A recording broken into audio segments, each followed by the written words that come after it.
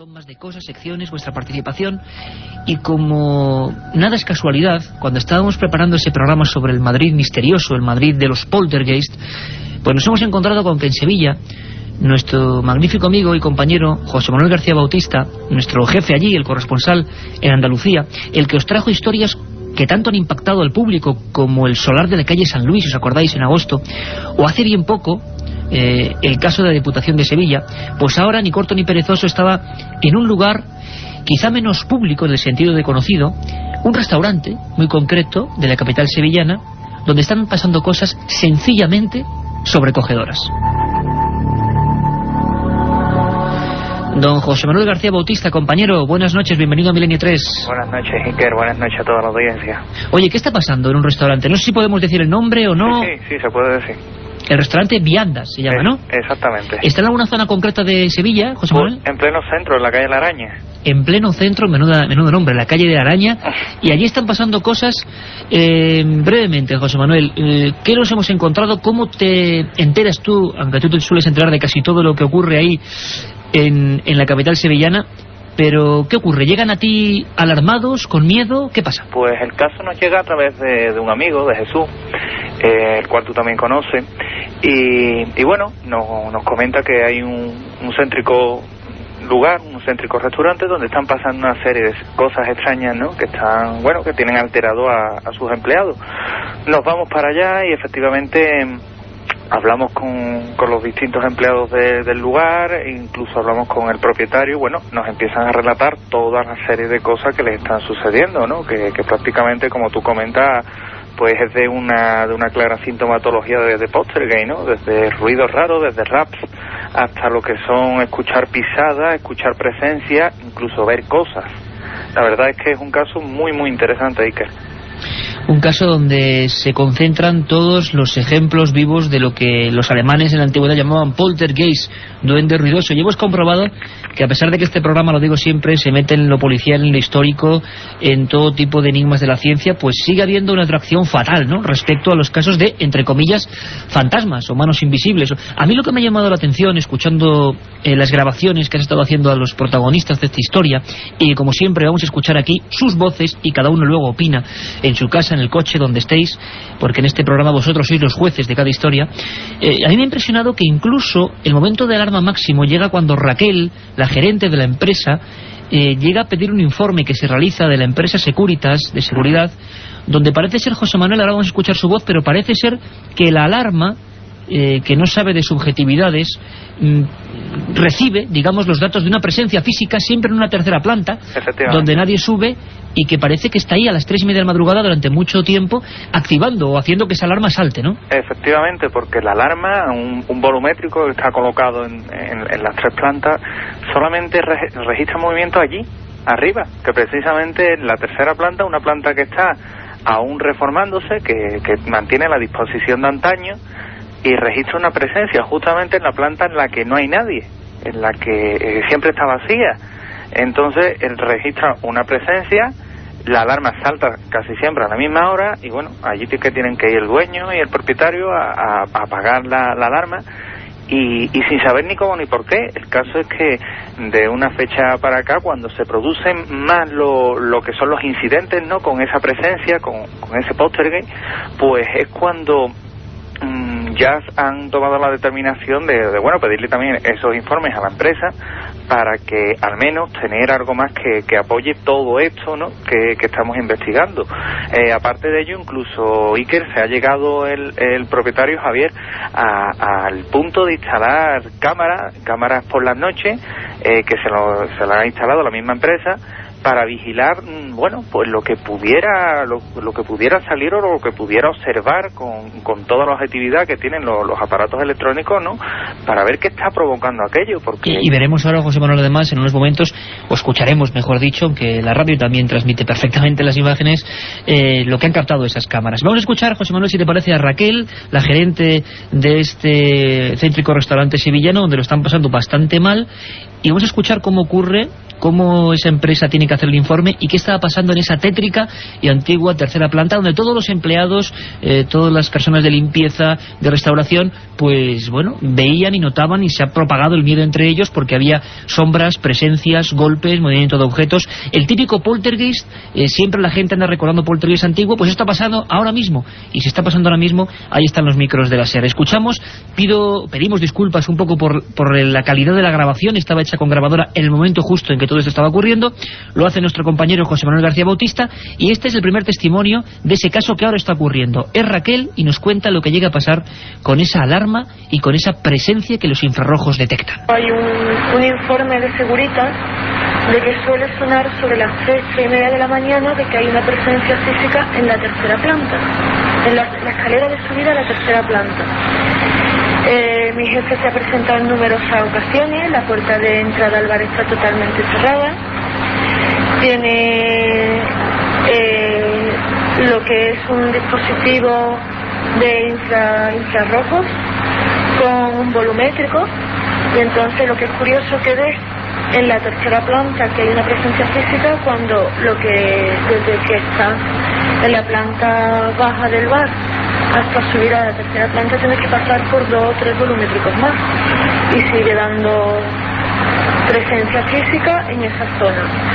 Se cierra arriba, se cierra todo todas las noches, incluso la tercera planta no se abre nada porque no se sube. Que se cambien arriba, habrá 2 compañeros que se atrevan a cambiarse, también porque ya están influidos el resto por el miedo. La otra realidad, Milenio 3, en la cadena SER.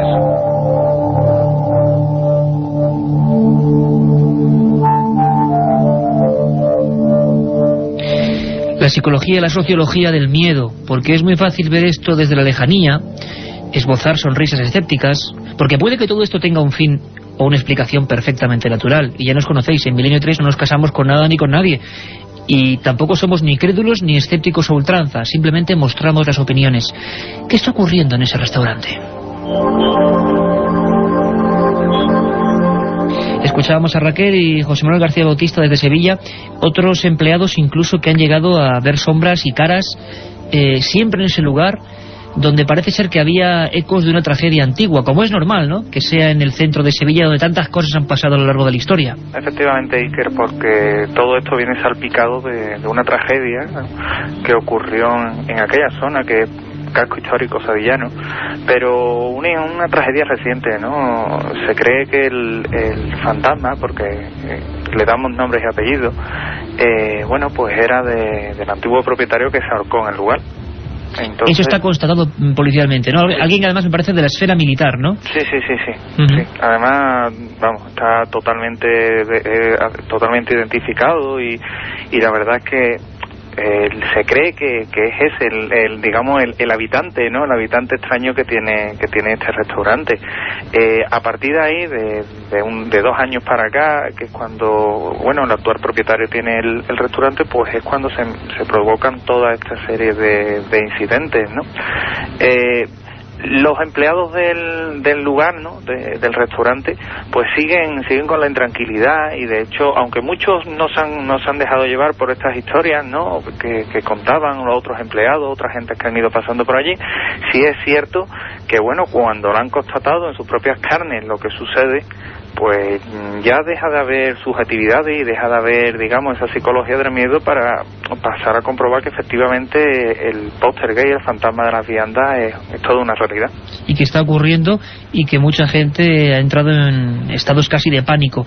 Es el ejemplo de este siguiente testigo, esta empleada de la empresa del restaurante, que directamente, es que esto ya nos parece hasta un poco fuerte contarlo ahora, menos mal que no estamos en la madrugada. Ella está en la sala donde los empleados, los trabajadores se cambian, y lo que observa siempre, según sus palabras, es alguien, donde no hay nadie, por supuesto, en el espejo. Escuchamos el documento. Pues que fui a cambiarme arriba a la tercera planta, y donde nos cambiamos las mujeres pues hay un espejo colgado. Entonces yo me estaba abrochando el zapato, apoyando en la silla, y cuando miré para el espejo pues me pareció ver una sombra, vi una sombra y hubo un cambio de temperatura muy brusco. escuchando imágenes. Cambios bruscos en la temperatura al tiempo que algo aparece. Esto nos lo indica las Biblias antiguas de estos fenómenos, de personas como Harry Price, de los primeros investigadores que casi como detectives de lo insólito indagaban en estos asuntos. Siempre se dijo algo que yo nunca he acabado de entender, pero la tradición, la leyenda, entre comillas las pruebas, indican que cuando algo de esto ocurre en un lugar cerrado, dicen, incluso los primeros investigadores decían que el material esencial de su maletín de trabajo era el termómetro, las temperaturas bajan, no suben como ahora en toda España, sino que bajan radicalmente. Incluso, y no podía faltar en un fenómeno de este tipo, en un lugar antiguo, con una muerte trágica anterior, hay otra especie de efectos especiales, se puede decir así, que siempre acompañan este tipo de fenómenos. Y mañana, lo repito, con comisarios de policía, con policías que han intervenido dejando parte de estos hechos, vamos a ver cómo esto ocurre también en Madrid. Esto es un adelanto también para que comprobemos cómo ni siquiera la capital de España, con tanta infraestructura y tanta gente enloquecida de un lado a otro, se salva de esta otra cara de las cosas. Sebastián es otro empleado, uno de los camareros, que estaba colocando, creo que para un evento especial, para una boda, sin nadie más en el lugar, los cubiertos, la disposición concreta de cada enser. Y esto, que parece increíble, nos ha llegado por varias vías y en varios casos distintos. Iba por una cosa y de repente toda la mesa cambiada. Copas boca arriba, boca abajo, cuchillos y tenedores en diferentes sitios, incluso haciendo dibujo. Esto ha ocurrido ahora mismo en Sevilla y así nos lo contaba, o se lo contaba nuestro compañero José Manuel. Sebastián. Estando una tarde aquí haciendo la guardia, como se suele decir, estaba en la primera planta preparando una mesa, como esta que está viendo, ¿no? Y bueno, iba poniendo los cubiertos, el tenedor a la izquierda, el cuchillo a la derecha, y bajé para ver si falta plato, y cuando subí, pues había más o menos 4 filas de cubiertos al revés. José Manuel, son tan rotundos los fenómenos y tan convencida la gente que está ahí, que además no buscaba ningún tipo de publicidad. Ha sido tu labor la que ha hecho que, y con mucho esfuerzo, que hablen, que declaren para Milenio 3. Ha llegado hasta tal punto, como digo, que se han instalado cámaras, ¿no? Efectivamente, Iker, se han instalado cámaras en una reciente visita que hicimos al lugar, cámaras de distinta visión nocturna, normales, cada una vigilaba a la otra, digamos, para tener siempre un completo panorama de que nadie iba a alterar aquello, ¿no? Y las cámaras han captado algo. Han captado algo, es decir, una presencia que está ahí, una presencia aparentemente lumínica. Exactamente. Y en un caso único además donde los investigadores y los propios implicados ya, es lógico pensarlo, inquietos por esa especie de ladrón invisible que está manejando las alarmas, que está moviendo objetos, que está apareciéndose, pues qué forma puede haber de plasmarlo o de cazarlo. Escuchadme atentamente, porque hacía mucho tiempo que no se intentaba atrapar un poltergeist de esta forma, y está pasando ahora mismo, lo repito. Jesús es uno de los hombres que, estando allí, pues dispuso varias cámaras. Una de ellas nos lo va a explicar con visión nocturna, y algo apareció en esos fragmentos de película. Vamos a escucharle.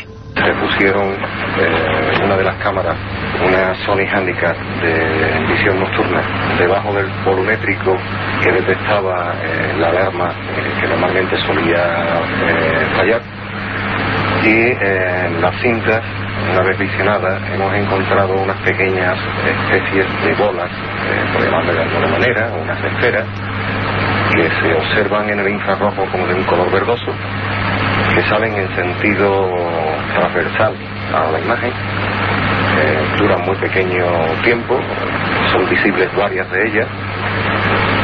La primera, pues prácticamente se obtiene a los 5 minutos de empezar a grabar. Detrás nuestra se ve una pequeña esferita que casi nos viene siguiendo, sale del campo de visión de la cámara. Poquito antes de llegar nosotros, esa misma esfera o otra o algo similar se esconde en dirección contraria a la que había salido antes.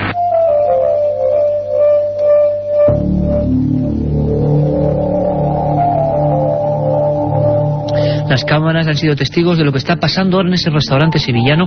Esperamos desde aquí, desde luego, que no haya complicaciones para los dueños de este lugar, que la gente, por favor, no acuda pensando, causando molestias, porque eso es un oficio como otro cualquiera, un restaurante, tienen que seguir su vida cotidiana, pero nosotros como periodistas pues hemos intentado saber meter los micros, que ya decimos que procuran, a veces logramos y a veces no, estar donde nadie llega en estos temas, y registrando cosas como estas. Las cámaras han enfocado una especie de esferas, también de sombras. José Manuel, tú eres de esas noches de experimentación, de capturar al intruso, estás allí, ¿no? Sí. Y además, Iker, también te tengo que decir que tanto Rafael Cabello como yo, como el propio Jesús, pues bueno, cuando subíamos porque sentimos algo arriba, se apagó una luz, subiendo para arriba, fuimos testigos de cómo arriba, en la planta tercera, se ven sombras. La llegasteis a ver vosotros perfectamente. Perfectamente, además. Y sí, además, y tengo que decirlo, tanto Rafael Cabello como de José Manuel García Bautista, de tu absoluta asepsia, sí, como buen corresponsal para estos temas, que nunca entre nosotros diríamos algo más. Al revés, tenemos mucha más prudencia en estos casos, precisamente para no dejarnos llevar, porque nos debemos a nuestros oyentes. José Manuel, ¿estaban allí aquellas sombras? Estaban allí, que fue lo que claro, nos impulsó, y he de confesar que con cierta dosis de miedo, ¿no? Te plantea, ¿me voy para abajo o sigo para arriba? ¿Qué siente? Mira, mucha gente, estoy seguro, y vuelvo a emplazar a que la gente nos escribe en milenio3@cadenaser.com. Mucha gente, José Manuel, estoy seguro que miles de personas ahora mismo te preguntarían a ti, porque es muy pocas veces cuando el investigador se encuentra con esto. ¿Qué se siente? Miedo, por lo menos yo. Lo que pasa es que es mayor la curiosidad que particularmente yo tenía que el miedo que se siente, ¿no? Tú vas por una escalera subiendo lentamente, escalón tras escalón, y bueno, estás viendo cómo hay una especie de forma que se cruza por arriba. Entonces llega un momento en el que, claro, eso unido a los raps que se están escuchando, te plantea lo que comentaba antes, en décimas de segundo, ¿qué hago?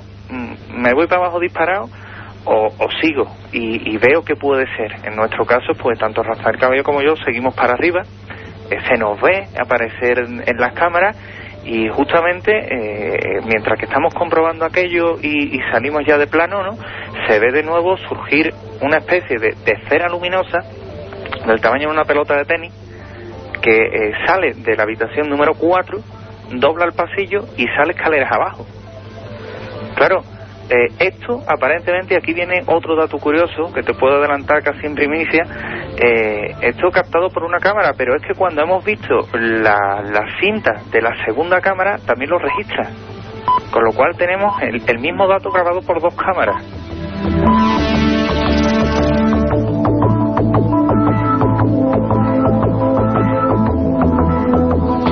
Pues ahí está el misterio, ahí están los casos, aquellas formas se desvanecen, son captadas por la tecnología como el vídeo, como la videocámara. Está ocurriendo ahora, esto es solo un primer adelanto, la investigación, porque José Manuel García o Rafa Cabello son por supuesto investigadores, además de contadores de estas cosas, y están involucrados a tope, y nos permiten de vez en cuando entrar en lo que es la vida de un auténtico investigador de estos fenómenos, sin creencias, sin mesianismos, sin opiniones a priori, y saber qué ocurre. Seguiremos informando, compañero, un gran trabajo, y a ver qué ocurre, y sobre todo un abrazo fuerte y tranquilidad y calma a los compañeros de ese restaurante en el pleno centro de Sevilla. Muchas gracias, Iker.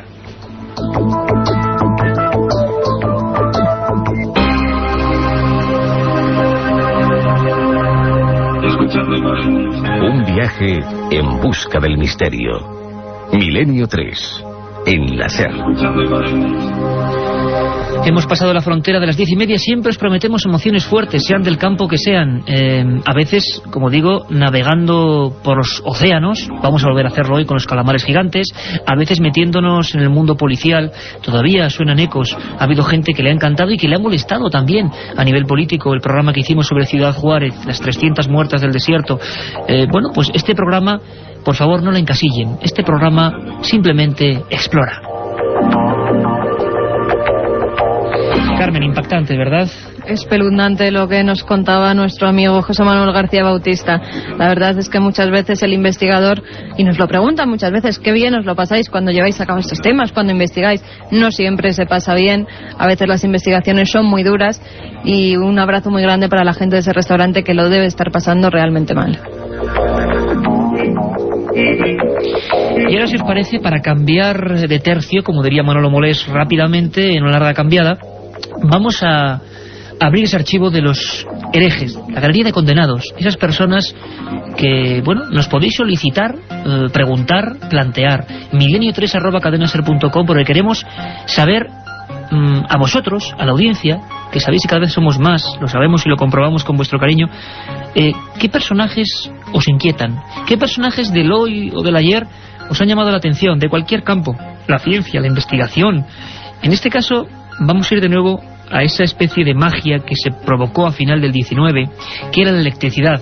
Y es que yo, os lo digo sinceramente, yo, Iker Jiménez, soy un completo ignorante. Yo oigo la radio y no sé por qué salen las palabras de ahí. Veo la televisión y me parece que, desgraciadamente, nos manejamos con botones y no somos conscientes de esa magia, de que nos sigue la imagen y el sonido, que yo ahora mismo, que nosotros os lleguemos a todos los hogares de España.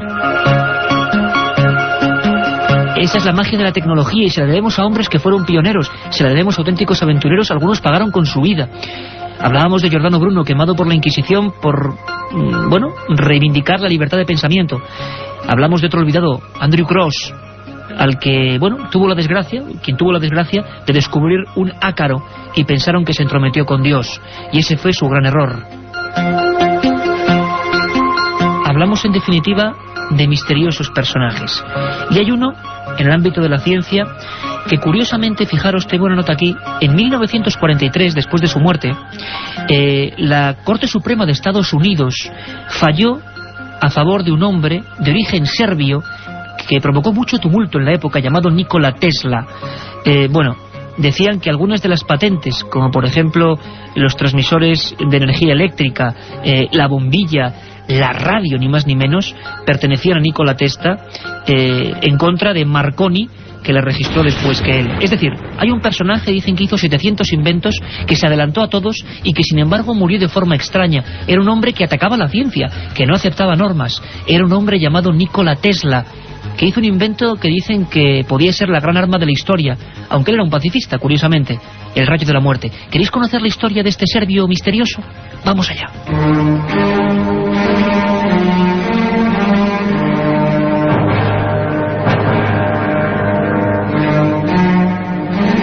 4 centavos en los bolsillos. Ese era todo el capital que un serbio llamado Nikola Tesla poseía al llegar a Nueva York. Amanecía 1884 y nadie podía suponer que uno de los mayores genios incomprendidos de la historia acababa de poner el pie en la capital del mundo.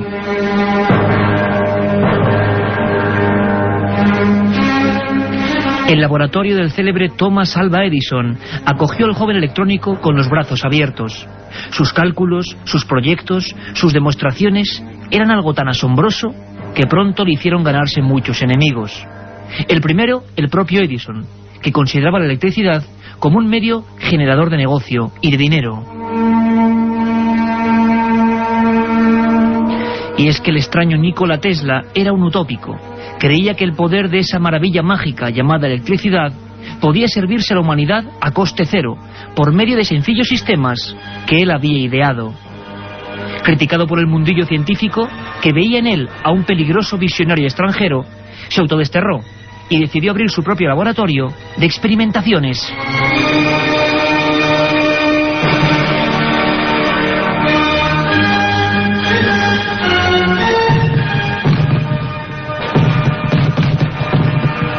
Extrañas bolas de fuego, accidentes, chispas azuladas que ascendían hacia los cielos, cráteres en mitad del terreno.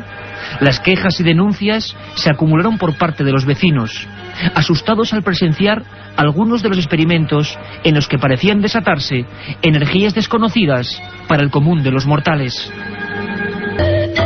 El primer radar, la radio, la torreta eléctrica, la bobina de corriente o el sistema primitivo de la televisión. Todo lo que los demás siquiera imaginaban, Tesla ya lo había puesto en marcha en aquel mítico descampado de Long Island. Teatral, de rostro anguloso y mirada penetrante, parecía tener un poder hipnótico ante los hombres de ciencia que en masa acudían a aquellas demostraciones del futuro. George Westinghouse, dueño del mayor imperio electrónico del mundo, era uno de los habituales y comprobó asombrado que el serbio no tenía apenas para comer. Por ello se ofrecía comprarle una de aquellas patentes, a cambio de unos miles de dólares, para poder seguir las investigaciones. Esa patente era, ni más ni menos, el primer sistema de corriente alterna, capaz de dar luz a millones de personas a un mismo tiempo.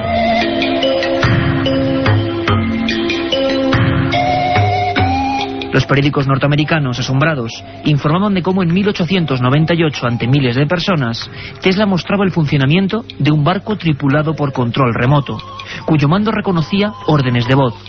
Allí mismo, ante un público entregado y asustado, confirmó que se encontraba trabajando en la idea de una poderosa máquina de escribir que se activaría mediante la palabra humana. Y todos, casi como es lógico pensar, le llamaron loco. Y el olvido y el descrédito, impulsado desde ciertas publicaciones oficiales, comenzaron a rodearle poco a poco. En 1912, después de inventar el sistema de los primitivos sonar marítimos, que fueron cedidos gratis a los ingleses durante la guerra, acusó públicamente a la ciencia de no velar por el bien de la humanidad y de solo buscar el dinero fácil. Poco después, y para predicar con su discurso, renunciaba, provocando un gran escándalo, a su candidatura al premio Nobel.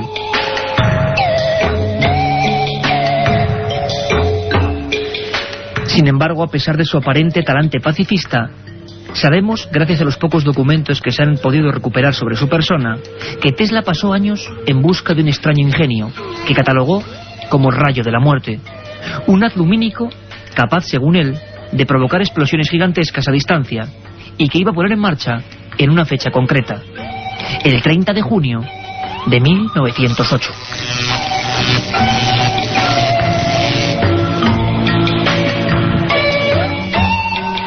Y justo en esa fecha se producía en el corazón de Siberia, junto a la ribera del río Tunguska, la detonación más colosal de todos los tiempos, superior 50 veces a la bomba de Hiroshima, y que arrasó un bosque de 3.000 kilómetros cuadrados, sin que se encontrase jamás meteorito o artefacto alguno. ¿Acaso fue el rayo de la muerte de Nikola Tesla?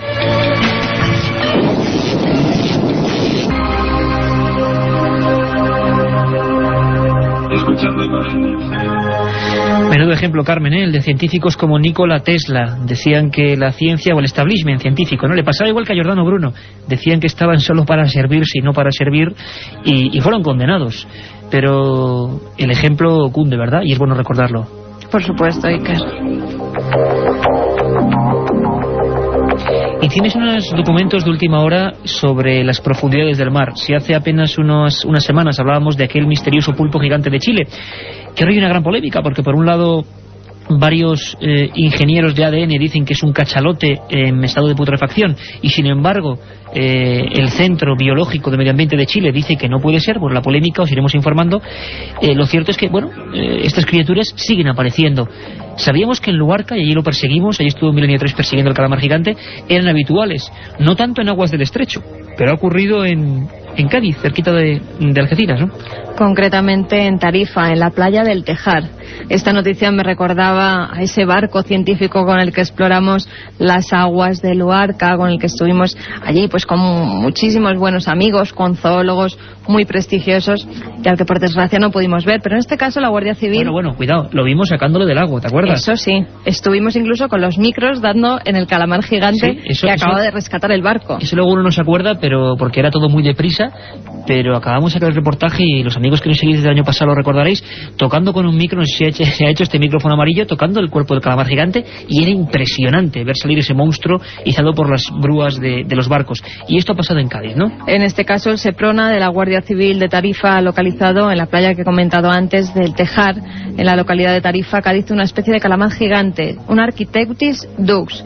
Tiene 5,14 metros de longitud y un total de 45 kilogramos de peso. Nos lo cuenta todo nuestra compañera Belén Vivanco desde Radio Algeciras. En la playa tarifeña del Tejar, el Seprona de la Guardia Civil ha encontrado un calamar gigante de 5,14 metros de longitud y 45 kilos. Es el primero de estas características del que se tiene conocimiento en 23 años en aguas del estrecho. Tras recoger muestra de su tejido, ventosas, pico y estómago, esta hembra inmadura de calamar gigante ha sido congelada para trasladarla al Centro Oceanográfico de Málaga. Allí será estudiado y pasará a formar parte de su colección de organismos marinos. Es el tercer ejemplar del que se tiene constancia en el mar Mediterráneo.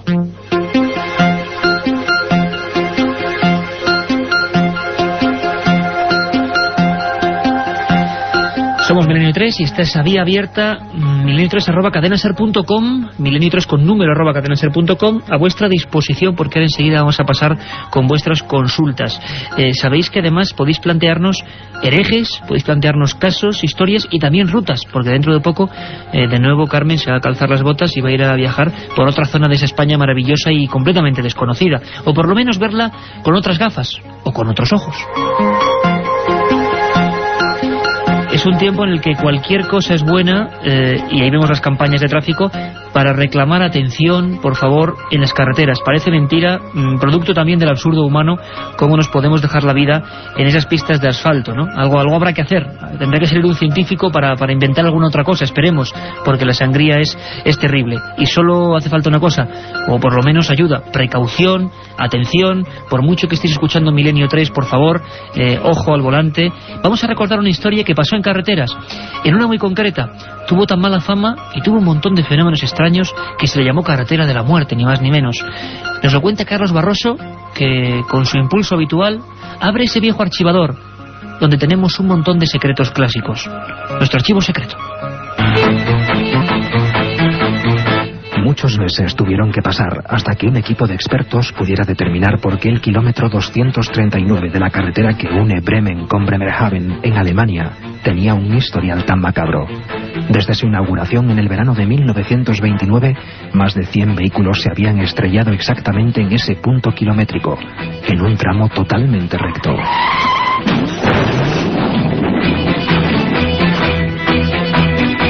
Aquellos que lograron sobrevivir habían declarado ante las autoridades que al pasar por allí sintieron una fuerza extraña que les empujó fuera de la carretera sin que pudieran hacer nada para impedirlo. Los vecinos creían que un demonio era el culpable de los accidentes. Un vidente local señaló que posiblemente los siniestros podrían estar provocados por una corriente magnética subterránea. Propuso un método para acabar con ella: enterrar una caja de cobre bajo la carretera, con varios pedazos también de cobre en su interior, en forma de estrella. La caja permaneció enterrada durante una semana y en ese periodo no se produjo ningún accidente. Al ser extraída para comprobar si el método había tenido algo que ver con el final de los siniestros, los 3 primeros vehículos que pasaron por el kilómetro 239 se estrellaron nuevamente. Así que las autoridades decidieron volver a enterrar la caja por siempre jamás. En cualquier caso, para calmar a los vecinos, un sacerdote también acudió a exorcizar la carretera.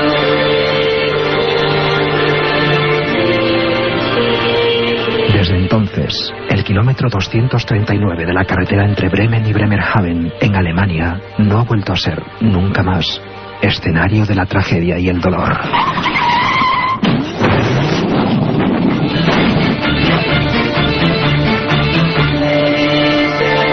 Un programa que se sumerge en el otro lado de la realidad. Milenio 3, con Iker Jiménez y todo su equipo en la SER.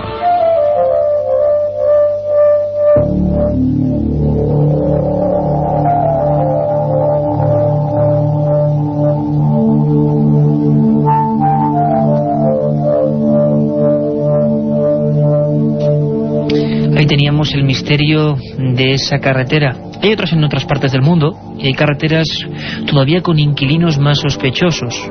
Por ejemplo, Sombras. ¿Y quién no ha oído hablar de esa misteriosa mujer de la autopista? Leyenda urbana, en realidad, os prometo un programa solo sobre esas historias que, con la velocidad de un chiste o de un rumor, recorren España y el mundo. Sabremos dónde surgió esa historia, quiénes fueron los protagonistas y casos españoles, os lo prometo, con personas de carne y hueso, no un amigo de un amigo, que se ha encontrado con la misteriosa autoestopista.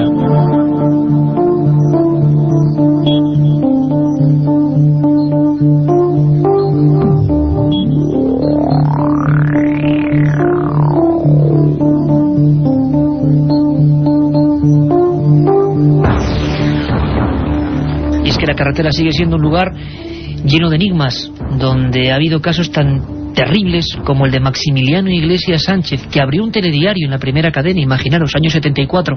Fue un caso que hizo correr ríos de tinta, que hizo promover una investigación de la Guardia Civil, que hizo ser recinto o lugar con una serie de marcas extrañas analizadas por vez primera en España por técnicos de la NASA.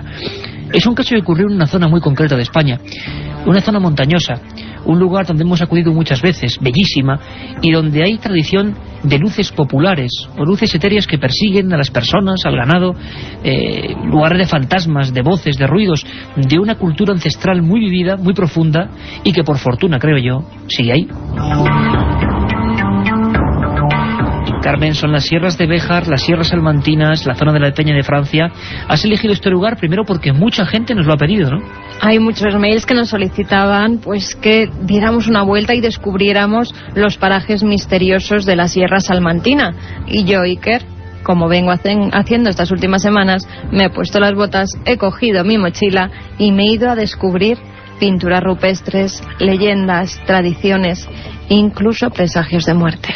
No esperamos más, vámonos a esa ruta mágica. Si antes fue Navarra, La Rioja, ahora es Salamanca.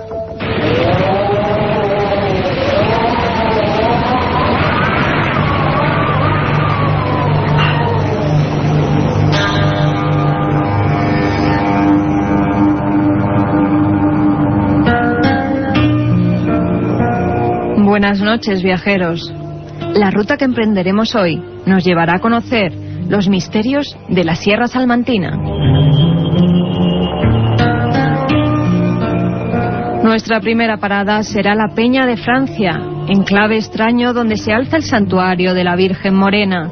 Según cuenta la tradición, una imagen que llevaba escondida allí varios siglos fue hallada en la Edad Media por Simón Roland, un joven parisino al que una revelación divina le hizo caminar en busca de una talla de madera que había sido ocultada en una peña muy alta e inaccesible.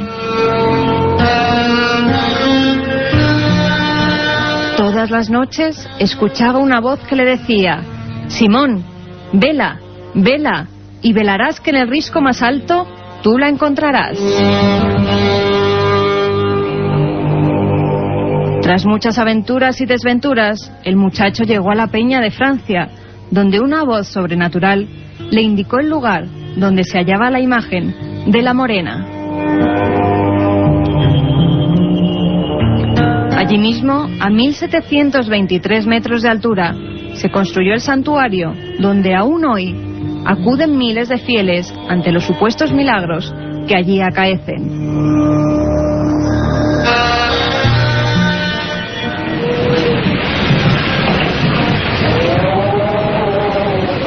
Situado en el sur de la provincia, encontraremos uno de los parajes de mayor tranquilidad y sosiego, cuyo dicho medieval, estar en las Batuecas, ha transcurrido hasta nuestros días para significar que nos encontramos en un trance o ensoñación.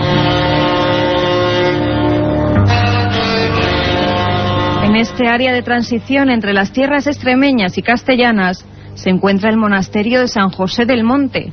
A su alrededor, los amantes de la arqueología no podrán dejar de visitar las enigmáticas pinturas rupestres neolíticas de la Cueva del Payón o el Risco del Ciervo. Figuras zoomorfas y extraños símbolos solares aún sin catalogar sorprenderán al viajero entre la espesura de la vegetación.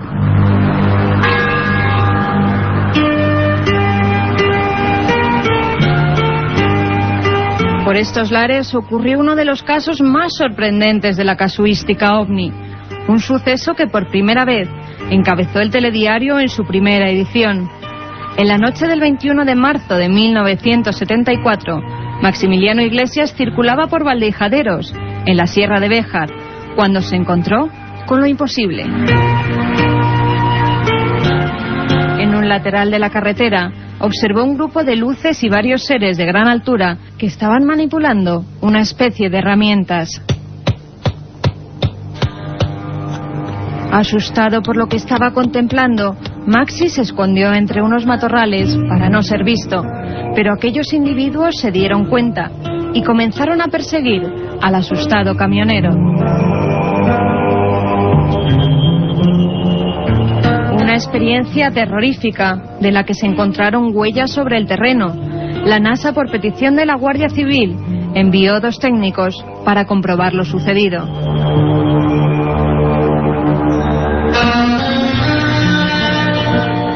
Y terminaremos nuestra ruta en La Alberca, enclave fortificado medieval, donde el tiempo parece no haber transcurrido desde hace siglos.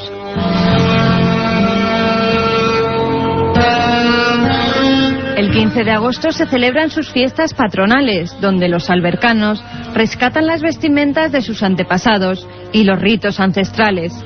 Cuando cae la noche, por sus calles empedradas surge la figura enlutada de la moza de ánimas, que recorre el pueblo recitando una oración por los difuntos y las ánimas del purgatorio, mientras hace sonar una pequeña campanilla.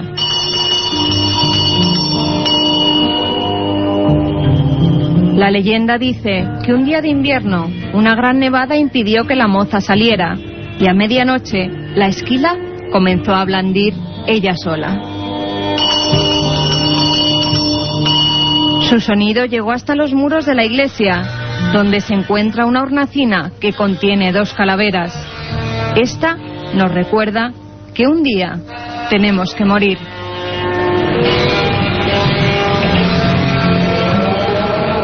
Un viaje en busca del misterio. Milenio 3, en la SER. Y cuando nuestro compañero Juan Carlos Ingelmo pone esta música, significa, lo decimos siempre, que estamos ya en la recta final. Espero que disfrutéis, que hayáis disfrutado de esta España completamente ignota. Quizá podamos ver de otra forma lugares que no son incluso conocidos. Desde luego, un saludo para todos los amigos de la Alberca, de la Sierra de Béjar, de la Peña de Francia. Qué lugar más enigmático. Espero que estén más fresquitos que nosotros ahora aquí en Madrid, pero sin duda uno de los enclaves mágicos más poderosos de este país. Herejes, rutas, noticias, documentos, testimonios y ahora, por supuesto, algo esencial: vuestras preguntas. Carmen, las han enviado al milenio3@cadenaser.com y nos es imposible, por supuesto, nunca dar todas, pero vamos seleccionando, ¿no? También, ante todo, dar las gracias a todos esos amigos que nos habéis enviado cartas a Milenio 3, Cadena Ser, Gran Vía 32, octava planta, 28013 de Madrid. Repite, Carmen, porque la gente quiere enviarnos un montón de cosas y vamos a ver si pueden tomar lápiz y papel. Programa Milenio 3, Cadena Ser, Gran Vía 32, octava planta, 28013 de Madrid. Mientras hacíamos el programa, a través del mail, Eduardo Bidondo nos ha escrito y nos dice: hola, soy un oyente navarro de 15 añitos y a pesar de mi edad me interesan mucho los temas de posesiones o de sucesos como el del bar. Mi pregunta es: ¿existe alguna forma exacta de identificar un espíritu? Y si existe, ¿hay alguna forma de lograr que el ente se vaya? Que sepamos, el hombre todavía no ha podido identificar nunca a un espíritu. O sea que, bueno, estamos en ello. Solo tenemos indicios y cosas extrañas. Pero te aseguro que todavía hoy nadie ha podido conocer, saber, identificar su naturaleza. Félix Rivera nos dice: felicidades por el programa, me gustaría que un día lo dedicaseis al Cristo de Palencia. Hombre, ese Cristo enigmático donde los haya, que provocó varios procesos judiciales en el siglo XV y XVI, que fue recogido en el siglo XIII y que está hecho con piel humana, y que algunos biólogos y, bueno, personajes importantes dentro del mundo de la antropología hablaban de que era una momia, el Cristo de Palencia, envuelto además de un sinfín de enigmáticos sucesos. Haremos un programa sobre él, y ahora mismo nuestro compañero Juan Carlos Ingelmo nos hablaba de otro Cristo misterioso. Por lo tanto, nunca hay casualidad, haremos un programa sobre esas figuras. Hay muchas: Palencia, Orense, el Cristo de Limpias. Bueno, ¿cuáles son sus misterios? Un tema que te apasiona, Iker, y por el que nos pregunta nuestro amigo Alberto. Hola, Iker, mi pregunta es si me puedes decir algo sobre el hombre pez de Liérganes. Pues uno de los más increíbles, maravillosas y fascinantes historias del hombre pez de Liérganes, que hizo que nada, pues un cualquiera, ¿verdad?, el doctor Gregorio Marañón, ni más ni menos, le dedicase un libro a un supuesto hombre que vivió bajo las profundidades del mar. Si vais a Liérganes, a ese pueblecito maravilloso de la costa santanderina o cerca de la costa santanderina, veréis que hay un paseo y hay un monumento, y en vez de haber un monumento a un alcalde, a un político, cosa que me parece muy bien, viendo cómo están las cosas, hay un monumento al hombre pez, a ese hombre con escamas que vive en el agua y que sigue siendo una historia apasionante, investigada por el padre Feijóo y Gregorio Marañón. Un programa aquí y posiblemente, ojalá, desde Aliérganas. Y a ver qué le puedes decir a Isma sobre los sucesos de Tivisa, ya que él vive a escasos 30 kilómetros de allí. Bueno, pues un lugar también de esos extraños. Habrá que hacer una ruta a Tivisa, Carmen. Y sabéis que hace poco hablábamos con directores, con Pedro Costa, con Óscar Iber, que estaban haciendo una película sobre los suicidios de Tarrasa. Personas que en España, pues víctimas de un delirio, de lo que fuera, se echaron a las vías del tren con un mensaje. Los extraterrestres nos llaman, el lado crudo de estos temas, y fueron decapitados. Ocurrió en Tarrasa y todo esto tenía que ver con un pueblecito muy curioso de Tarragona, entre Tarragona y Castellón, llamado Tivisa. Un montón de historias que analizaremos. No hay tiempo para más, Carmen. Un abrazo muy fuerte. Nos vemos mañana. Buenas noches, Iker. Mañana nos vemos aquí a las 10 de la noche y luego a las 3 de la madrugada. Con un programa muy fuerte. Os dejamos con una frase para la reflexión y con los servicios informativos de la cadena SER. Un abrazo.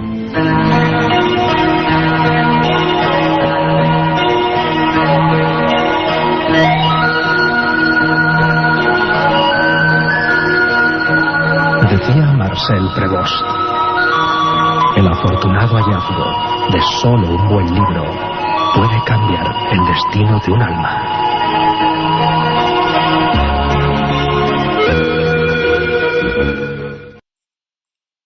Milenio 3, estamos ya en el estudio 1, en esa penumbra particular y habitual de este programa.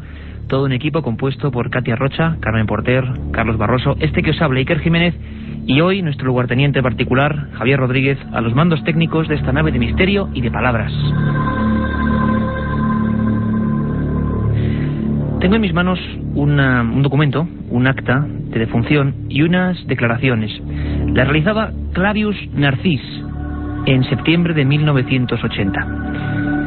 Era una entrevista realizada por la policía haitiana y decía lo siguiente. Esta declaración dio la vuelta al mundo y sobre todo es pública gracias al trabajo de un profesor de Harvard llamado Watt Davis, que encontró a esta persona. En 1980, Clavius Narcís decía lo siguiente: esta es mi tumba, aquí me enterraron. Cuando fallecí, me metieron aquí. Yo morí el 3 de mayo de 1962 y fui enterrado al día siguiente. Me metieron aquí debajo y estuve más de 2 días sepultado. Después vinieron a buscarme. Me llamaron. Oí que decían, levántate.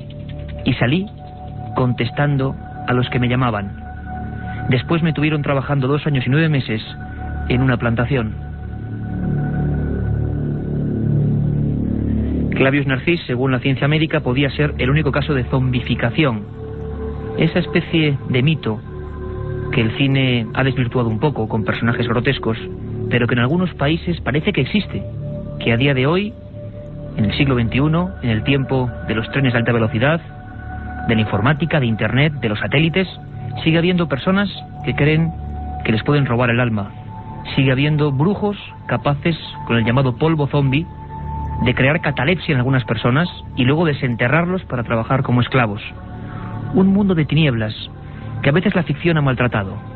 Pero hoy, con reporteros y periodistas españoles que estuvieron entre esas gentes durante años trabajando, vamos a intentar arrojar luz sobre este pequeño universo de tinieblas. Y es un placer para mí saludar a un amigo, presidente de la Asociación Geográfica Antropológica Española, productor de documentales de televisión española y corresponsal de guerra. Ha estado en más de 100 lugares remotos y extraños del planeta, guerras, batallas y también a veces la batalla de lo misterioso que últimamente le ha atrapado. Juanjo Revenga, buenas noches y bienvenido a Milenio 3. Hola Iker, buenas noches. Aquí estamos a intentar, como tú bien has dicho, dar un poco de luz al fenómeno zombie y todo lo que oculta, realidades, mentiras, pero que ahí está, que existe. Hay una cosa, Juanjo, importante, y que seguro que toda la magnífica audiencia de este programa quiere saber desde ya. ¿Producto de la fantasía, producto de la incultura o profunda realidad que en algunos países del planeta ocurre? Claramente se puede decir que esto existe. Es un fenómeno religioso que a través del vudú, una parte que trajeron los Fon, los Yoruba, llevaron al Caribe, donde se creó el fenómeno más fuerte de vudú, y ahí nació el zombie. Nació el zombie, que es una palabra que quiere decir en congoleño diablo, directamente, ¿no? Esto se trata de quitarle la voluntad a una persona a través, pues, de hechizos, conjuros, los polvos, famosos polvos zombie o pudre, como les llaman ellos, ¿no? Es hacerlos a base de huesos de muerto, el veneno del pez globo, la tetrodonticina, el veneno más potente que existe. 500 veces más potente que el cianuro y 60.000 más potente que la cocaína, según los últimos estudios. Exactamente, es algo que puede dejar a una persona, simplemente con soplárselo o que camine sobre ellos, no hace falta más, puede dejar a una persona con 2 pulsaciones por minuto, y con lo cual no necesita oxígeno. Al no necesitar oxígeno puedes meterlo en un ataúd y estar viviendo una semana ahí dentro. A mí me gustaría preguntarte una cosa, Juanjo, además en este ambiente que ahora tenemos y que seguro que se está trasladando a muchos lugares de España y del mundo. Sabéis que hay una dirección donde nos podéis escribir todo tipo de sugerencias, de peticiones, de críticas, de alabanzas, lo que os dé a la gana. Milenio3 con número @cadenaser.com, milenio3 @cadenaser.com.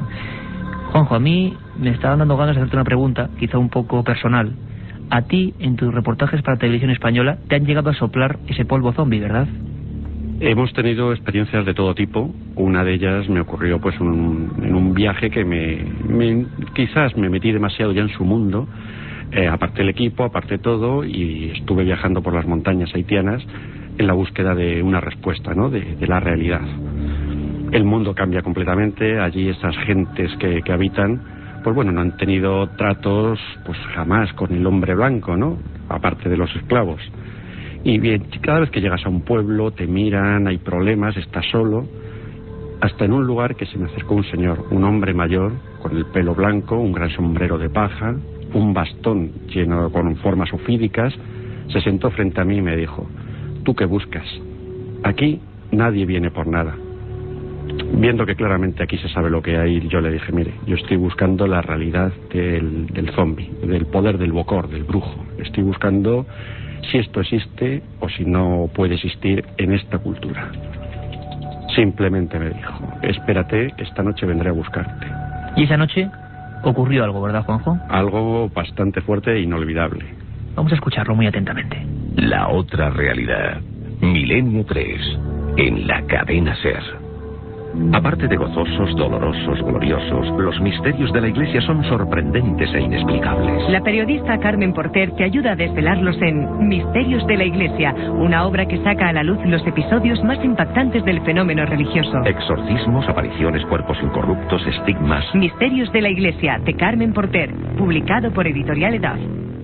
La otra realidad. Fenómenos extraños. Misterios sin resolver. Milenio 3. En la SER. Y cuando don Javier Rodríguez pone esta música, significa que llega hasta aquí, hasta este estudio Carmen Porter, rompe un poco la penumbra, estábamos ya casi acongojados, por no decir otra cosa, don Juanjo Revenga y yo. Carmen, novedades importantes, sobre todo vamos a centrarnos, sabéis que tenéis un programa de 3 a 4, como todas las semanas, con un montón de cosas, leyendas, viajes, personajes, noticias. Pero me gustaría centrarme porque hay un montón de especiales. En estas fechas navideñas, Milenio 3 va a multiplicarse. Vamos a dejar claro esas fechas para que tomen nota nuestros amigos. Tomad lápiz y papel porque son muchas. Pues sí, buenas noches, Iker, buenas noches a todos los oyentes. Vamos a tener varios especiales. El primero de ellos será el 24 de diciembre, el día de Nochebuena, de 3 a 4 de la tarde y se repetirá de 12 a 1 de la madrugada. Podemos adelantar, Carmen, que ya es un programa que va a versar sobre Jesús de Nazaret, ni más ni menos, con documentos creo que sorprendentes. Destacamos solo los especiales, no la audiencia habitual de cada domingo. El 28 de diciembre, el sábado, de 22 a 23 horas, es decir, de 10 a 11 de la noche, también tendremos otro especial. También el 31 de diciembre, esa fecha Nochevieja, de 3 a 4 de la tarde, mientras hacéis la comida, la cena, pues podéis escuchar Milenio 3 y también la repetición, de 22 a 23 horas, de 10 a 11 de la noche. Y después, el último especial que tendremos será el del 6 de enero, de 10 a 11 de la noche también. Bueno, un completo surtido, un amplio abanico, se puede decir así, de programas, con esos temas que nos lleváis pidiendo mucho tiempo y que vamos a intentar, como quien diría, si diría un zombie, hincarles el diente.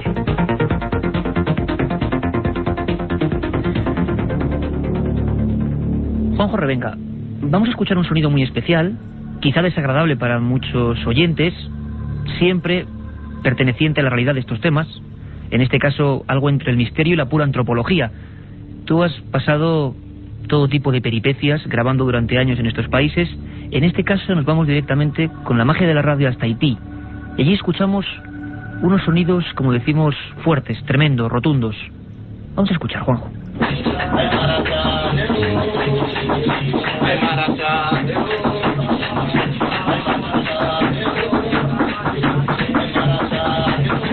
Están escuchando a unos brujos cantando, algo que nos parece con cierta musicalidad, muy repetitivo, entra en una especie como de constancia y parece que empieza a alterarse la conciencia, como hacían los antiguos mantras o los sabios de la música. Repetir mucho un sonido produce un estado muy concreto. ¿Qué estamos escuchando, Juanjo? Pues aquí estamos en una ceremonia vudú en las montañas.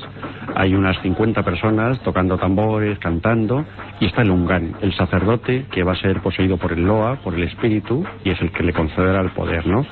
Para ello el sacerdote baila, se mueve entre ellos. Hay que decir que tú estabas allí, siempre esto no viene en ningún sitio. Esto es grabado por Juanjo Revenga. Está apretado el botón del rec por mí de este sonido. Lo cierto es que el sacerdote aparece, se mueve entre la gente, empieza con alfileres, se puede llamar casi como agujas de hacer punto, a atravesarse la cara, sigue cantando, bebe en porciones, siempre llega el trance que en todas las culturas es a través de la música, de la bebida, de lo que quiera, ¿no? Luego llega una gallina negra, que es la que le va a conceder el poder. Coge la gallina sobre un círculo satánico pintado en blanco en el suelo de la cabaña. Todo esto estamos hablando en mitad del monte, solamente nosotros y los 50 señores bebiendo, cantando y celebrando la ceremonia vudú, exactamente igual que en 1790 se podía celebrar en Bosque Caimán, ¿no? La primera ceremonia que se celebró. En este momento el sacerdote coge el cuello de la gallina y la arranca de un bocado y se bebe toda su sangre, porque no debe de caer nada al suelo. Si cae algo al suelo puede enfadar al Loa y irse todo, estropearse. ¿El Loa todo. qué es, El espíritu. Es el espíritu, ¿no?, que está poseyendo aquella zona en el momento y que va a cabalgar o a poseer al sacerdote, al Ungán, después de lo del pollo. Este hombre mata al pollo, le poseen y ya puede conseguir los deseos que le han pedido. Ya tiene la fuerza. El sacerdote es como el intermediario entre el mundo invisible y el mundo visible. Es cierto, Juanjo, que en ese país del que estamos hablando y estamos escuchando sonidos, Haití, el país más pobre del planeta Tierra, el país que se alzó contra el hombre blanco y parece que dicen muchos que por eso lo está pagando ahora, por ejemplo, la gente, casi un 80% de las personas, entierran a sus muertos en su casa, en las parcelas de su casa. ¿Por qué? Exactamente, los entierran desde donde ellos puedan verlos. Entierran al familiar para que si viene a buscarle el bocor o viene el brujo a levantarle por la noche y llevársele ya convertido en zombie, ellos puedan verlo y puedan salvarle. Igual que otras cosas se hacen. Hay muertos a los que se les decapita o se les cosen los oídos o la boca, pues para que no puedan oír al bocor cuando le llama y no puedan ser zombies, que para ellos es muertos en vida. Y esto está ocurriendo ahora mismo, en pleno siglo XXI, repetimos. Estamos hablando hoy por hoy mismo, vemos la ley haitiana. Tenemos el artículo 249 que dice textualmente que cualquier persona que intente quitar la voluntad a otra por medio de hechizos será castigado con la prisión. Pero si intentando esto llega a la muerte, será acusado de homicidio. Esa es la ley haitiana. Artículo 249, Código Penal, día de hoy, delito de zombificación. Vamos a escuchar, seguimos con prestigiosos periodistas españoles, reporteros que se han adentrado en este mundo negro, extraño, oculto. Uno de ellos es José Manuel Novoa, director de documentales de Transglobe Films, una de las productoras más importantes de Europa en lo que es este formato televisivo. Él estuvo también conviviendo con los zombies. Y a mí me extrañaba cómo nos contaba con qué rotundidad una persona con un bagaje científico impresionante lo que él pensaba de una realidad que no tiene nada que ver con el cine, que existe, que él se lo ha encontrado. Escuchamos a José Manuel Novoa. Bueno, los zombies existen porque, bueno, dentro de la ley del vudú, de la ley tradicional del vudú, pues la pena máxima no es la pena de muerte, sino es justamente la zombificación. Y bueno, es un proceso que está ya estudiado y que existe, y que existen los zombies, y que es una manera de castigar a los que están, pues, a los malhechores o a los asesinos o a los que roban, ¿no? Esto parece que nos es un poco ajeno, pero es una realidad, ¿no? Esto es una realidad constatable. Esto es una realidad constatable, lo decía José Manuel Novoa, uno de los pocos reporteros, junto con Juanjo Revenga, que ha convivido con un mundo hermético, alejado del forastero, prohibido. No tiene nada que ver esto, Juanjo, con los rituales turísticos que hemos visto casi como folletos, ¿no?, en algunos lugares. Hay que irse a Haití, al corazón pobre del mundo, para vivir esta realidad. Wade Davis, tenemos su libro aquí encima de la mesa, este profesor de etnobotánica y antropología de Harvard, inició un antes y un después de estas historias en el año 82, conviviendo con los zombies y descubriendo por vez primera para la ciencia, no para la fantasía ni para la irrealidad, para la ciencia, lo que era el polvo zombie. Y como nos comentaba antes Juanjo Revenga, tengo aquí el documento, daba lo que es el recetario, un recetario de muerte o de catalepsia. Parte de los ojos de una lechuza, huesos de muertos, escamas del famoso pez globo, esa tetrodonxidina, lo más venenoso del mundo, y 100 pies y un tipo de araña. Eso, en proporciones que nadie conoce, se echa sobre la persona que han elegido como víctima, y posteriormente ese estado de catalepsia le permitirá vivir por lo menos un par de días dentro del ataúd y es desenterrado. El zombie, muchas veces, como el caso de ese Clavius Narcis con el que empezábamos el programa, uno de esos zombies de los que hay un acta de defunción y que luego se ha encontrado vivo en los campos de plantación, a veces han sido atropellados, Juanjo, a veces han aparecido muchos años después de que se les diera por muertos. Esto ocurre a día de hoy y se está documentando esto desde los años 70, ¿no? Exactamente. Yo he tenido testimonios de un señor que le dijeron que su amigo que había muerto la semana pasada estaba trabajando en una plantación al otro lado de la montaña. Este hombre cruzó la montaña, fue a ver a su amigo y me contaba, dice, lo que vi yo allí era la puerta del infierno, los ojos negros, sin expresión, mi amigo trabajando. No me contestaba, no podía hablar, hasta que apareció el Bokor con un látigo corriendo detrás de mí y tuve que huir. ¿Por qué se traslada esto, Juanjo, a otras partes del mundo? Parece ser que incluso algunas multinacionales americanas, si hay que decirlo así, tuvieron parte de culpa en lo que es el inicio de esta historia que empieza concretamente en el siglo XVIII, ¿no? Exactamente, cuando se abolece la esclavitud, pues en 1850 aproximadamente, la ASCO, la American Sugar Company, que trabajaba en la isla de Haití, en las plantaciones de caña, se da cuenta que tiene que pagar a la gente que antes tenía gratis como esclavos, lo cual no estaban dispuestos a ellos, y contratan a los Bokor de la isla para que... A estos brujos poderosos, a los brujos, ¿no? Exactamente, para que zombifiquen a la gente, les quiten la voluntad y tenerlos empleados gratis. Los Bokor eran las personas más ricas de Haití durante muchos años. ¿Has dicho eran?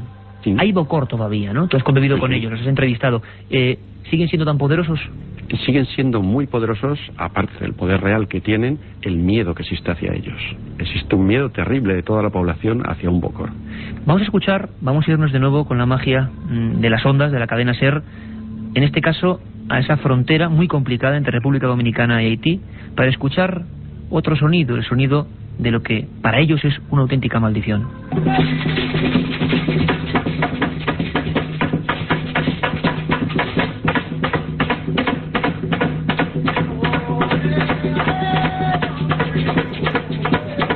Documentos grabados por Juanjo Revenga para Televisión Española, que han sido emitidos en alguna ocasión en la primera cadena y que le hicieron casi perder la vida en varias ocasiones por entrometerse. Lo conseguiste, pudiste permanecer dentro de sus rituales, pero ¿qué es esto exactamente? ¿Qué diferencia hay, por ejemplo, con lo que escuchábamos antes, Juanjo? Aquí estamos en otro ritual vudú en el que una mujer que vive en Estados Unidos está atacada por un hombre, tiene muchos problemas con un hombre en Estados Unidos. Entonces su hermano es Bokor.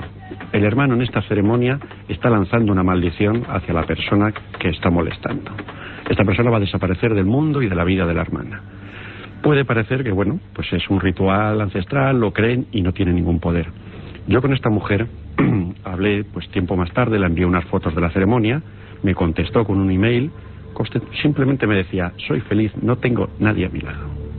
Es decir, que estos brujos, ¿podría ser posible o probable que algunos de ellos estén llegando ya, por ejemplo, se han hecho reportajes alertando de que algunos de los verdaderos Bokor están dejando Haití y están viniendo a Europa para trabajar? Sí, exacto, eso es clarísimo, vamos, en Estados Unidos están hace mucho tiempo, en Nueva Orleans, por ejemplo, hay ahora mismo una cultura vudú, en muchos casos más fuerte que la haitiana, y están moviéndose, son sectas, pues como pueden ser, con mucho dinero.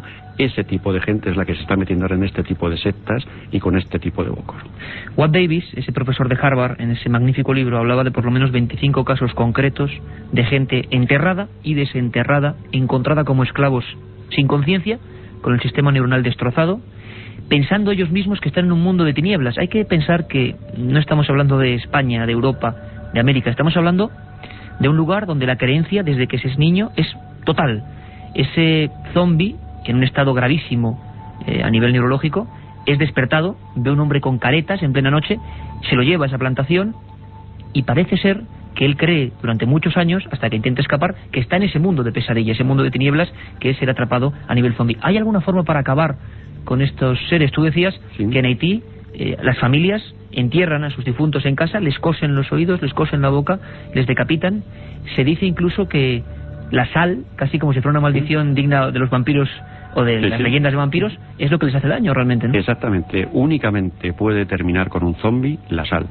Si un zombi la prueba, corre automáticamente hacia su tumba y ningún hechicero puede sacarle de allí. Yo voy a contar un pequeño secreto que tiene mucho que ver con la cadena SER, no voy a dar nombres, pero personas importantes de esta cadena y algunos técnicos magníficos me hablaban de sus reportajes en Haití y de cómo ellos en la carretera se habían encontrado con estos individuos que no tenían nombre, que no tenían pasado, que andaban vagando como monstruos. Le preguntamos también a José Manuel Novoa, director de documentales de Trasglobe, si él había visto a los zombies. Y luego te lo voy a preguntar a ti, Juanjo. Escuchamos a Novoa. En Haití, en la zona de Artibonito, que es la zona pues donde los Bocó que tú hablas y los Ungán, bueno, son los más poderosos en lo que se refiere a magia, ¿no? Pues sí, en una ocasión estaba haciendo un documental sobre el vudú, pues sí, tuvimos la ocasión de ver a dos zombies, ¿no? Lo que pasa es que el zombie pues no es lo que la gente piensa, ¿no? Que es un ser un poco de ultratumba, ¿no? Bueno, es de ultratumba porque efectivamente los entierran, pero no es una persona que lo que realmente le han hecho es una especie de lobotomía y lo han dejado absolutamente idiotizado y efectivamente pues los tienen después trabajando pues en cultivos o como criados o de cualquier otra manera, ¿no? Esto lo suelen hacer, como te decía, cuando en una comunidad pues hay algún bandido, algún ladrón, alguien que bueno, está haciendo daño a esta comunidad, pues la sociedad secreta que sea de vudú, pues se reúne y nombra un verdugo que es el encargado de soplarle el famoso polvo zombie, que, bueno, como tú sabes, pues aparte de muchos componentes mágicos y de difícil, de cierta eficacia, pues hay uno que es el tetradoxin, que es una sustancia que la extraen del pez globo y que es una sustancia que tiene el poder de hacer entrar a la gente en un estado de catalepsia, ¿no? Y entonces efectivamente pues lo entierran y a las horas pues el Bocó, que es como un sacerdote de vudú, pero que podríamos decir que se dedica a hacer magia negra, o sea, que trabaja con las dos manos, no como Lungán, pues es el que le va a revivir al cementerio, lo desentierran, y las horas que ha pasado en este estado de catalepsia, pues lo que hacen es que le bajan el metabolismo de tal manera pues que las células cerebrales, las neuronas, pues la mitad de las neuronas se le destruyen y se queda pues un poco, por decirlo de alguna manera, idiotizado, ¿no? La otra realidad. Milenio 3, en la cadena SER. Primer día, llegada al hotel y alojamiento. Segundo día, ruinas de Petra y pistas de Nazca. Tercero, Sábana Santa de Turín, pirámides de Egipto. Ninguna agencia te ofrece un viaje como este, lleno de misterio y aventuras. Solo Iker Jiménez te lleva a las fronteras de lo imposible. Un viaje de 150.000 kilómetros que recorre el lado más enigmático y sorprendente de la historia. Fronteras de lo imposible, de Iker Jiménez, publicado por Editorial Edad. La otra realidad. Fenómenos extraños. Misterios sin resolver. Milenio 3. Don José Manuel Novoa, que nos contaba de una forma, lo hablábamos aquí, rotunda, directa, sin ambajes, sin posibilidad de ficcionizar, se puede decir el palabra, sobre su experiencia viendo a dos supuestos zombies. Aquí siempre en Milenio 3 sabéis que no decimos ni que sí ni que no, traemos a los verdaderos especialistas. Y mucha gente hablando de estos temas que da la impresión de que son cuando menos locos de atar. Es muy diferente tratarlo con periodistas, reporteros, trabajadores del mundo del documental científico que, bueno, casi por un enamoramiento con el misterio se han dedicado a meterse en este mundo. Personas que, en muchos casos, como Juanjo Revenga o José Manuel Novoa, no creían en nada de esto, pero lo han visto con sus propios ojos. Vamos a escuchar otro sonido que nos has traído. En este caso viajamos hasta África. Porque, una cosa, Juanjo, de Haití se pasa a África a través de los esclavos, ¿no? No, fue al revés. De África nació y se fue a Haití, exactamente. Nació en Benín, el actual Benín, y en Nigeria. Es donde nacieron los primeros. Sin embargo, parece ser que en África es más suave. Que en Haití se ha convertido en algo maligno y, de verdad, dicen ellos, demoníaco, ¿no? Exacto, es que en África es más inocente. El negro africano es un hombre inocente, pero sin embargo, cuando le traspasamos al Caribe, ya es el negro dolido, le han hecho daño, le han separado de su familia y lo único que busca es venganza. Vamos a escuchar este sonido, nos lo pone Javier Rodríguez.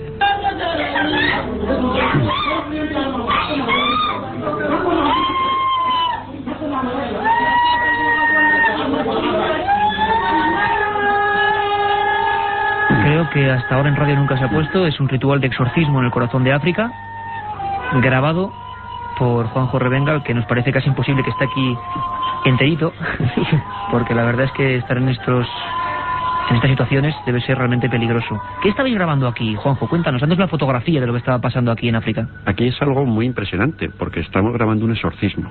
Un exorcismo de una mujer de unos 30 kilos, que estaba poseída por el demonio, y entre 4 hombres fuertes... Que tenía ella la creencia de que estaba poseída, sí, claro. Ajá. La había llevado el marido porque decía que estaba poseída la mujer, por cómo actuaba. Y bueno, pues la mujer de 30 kilos, que entre 4 personas eran incapaces de aguantarla. La mujer saltaba, se movía, hasta que aparece el brujo, empieza a cantarle versículos del Corán al oído para convencer al diablo, convertirle al Corán y entonces llamarle y que abandonara su cuerpo. La mujer echa espuma por la boca, grita, la sacuden, le hacen absolutamente de todo hasta que llega el momento de la tranquilidad en la que ella puede decir que la ha abandonado el demonio y que ya se encuentra bien. Y vamos casi a terminar como habíamos comenzado, Juanjo Revenga. Tú me narrabas, además ahora en un trabajo fantástico que estás realizando, que verá la luz dentro de unos meses, sobre esta experiencia tuya como reportero español interno en el mundo de los zombies. ¿A ti realmente se te ha cruzado en el camino alguno de estos seres? ¿Los has visto con tus propios ojos? He visto zombies en el camino, gente que podemos considerarlos, ¿no? Zombies, la mirada perdida, la incapacidad para hablar. Si eso no es un zombie, algo se parece mucho a él. Trabajando en las plantaciones de esos Bokor, precisamente. Trabajando en plantaciones vigilados por un señor con un látigo, que antes lo que era el capataz es el Bokor actualmente. Es cierto que en Haití, a día de hoy, año 2002, ha habido un edicto hace poco para que las gentes procuren no enterrar boca abajo a sus muertos, sin ataúd. Y estos lo hacían porque decían que si venía el brujo, el zombie realmente se convertiría en zombie, pero iría andando hacia abajo, hacia la tierra. ¿Es posible que pase esto en el año 2002? Posible, totalmente, vamos. Eso es cierto, que se les entierra boca abajo, pues si le llama, oye las voces del Bokor, empezará a escarbar hacia abajo, no hacia arriba, con lo cual nunca le podrá poseer el Bokor. Y a ti, si no recuerdo mal, hace unos años, en este primer reportaje que tú haces, que emitió Televisión Española, un brujo, un Bokor, estos seres que nos parecen casi algo medio divino o demoníaco, porque parece que tienen la facultad de hacer esas recetas que nadie conoce, proporciones que nadie conoce. Nadie sabe tampoco cuál es el antídoto para desenterrar a una de estas personas zombie, o supuestamente zombie, y volver a que se reactive su pulsación de corazón y su actividad y su riego cerebral. A ti te soplan el polvo zombie. ¿Puedes contarnos qué ocurrió? Exactamente, en lo que comentábamos antes, yo estaba con el señor de las barbas blancas, que quedó conmigo en medio a buscarme una noche, en las montañas haitianas, en montañas donde no circula nadie, ni turismos, ni blanco, ni nadie, no circula gente por allí. Fuimos a Lunfor, al templo de este señor. Una vez en el templo me presenta al brujo, un hombre fuerte, con el torso descubierto, me empieza a comentar las cosas, lo que es su trabajo. Y ya directamente entro y le digo, mire, yo lo que quiero ver es el polvo zombie. ¿Y te lo echaron? ¿Y qué ocurrió, Juanjo? No tenemos tiempo. Simplemente me lo sopló en la cara cuando le pregunté de qué estaba hecho aquello, y yo tardé 2 días en despertarme, que aparecí en una cabaña durmiendo. ¿No sabías nada de lo que había pasado en esos 2 días? Nada. No sé lo que había pasado, tampoco quise averiguar y me marché de aquel pueblo sin más. Y casi mejor no saberlo. La experiencia de Juanjo Revenga, de José Manuel Novoa. Hoy en Milenio 3 hemos intentado caminar en un mundo prohibido y tabú, el mundo de los zombies. Nos vemos dentro de poquito en Nochebuena.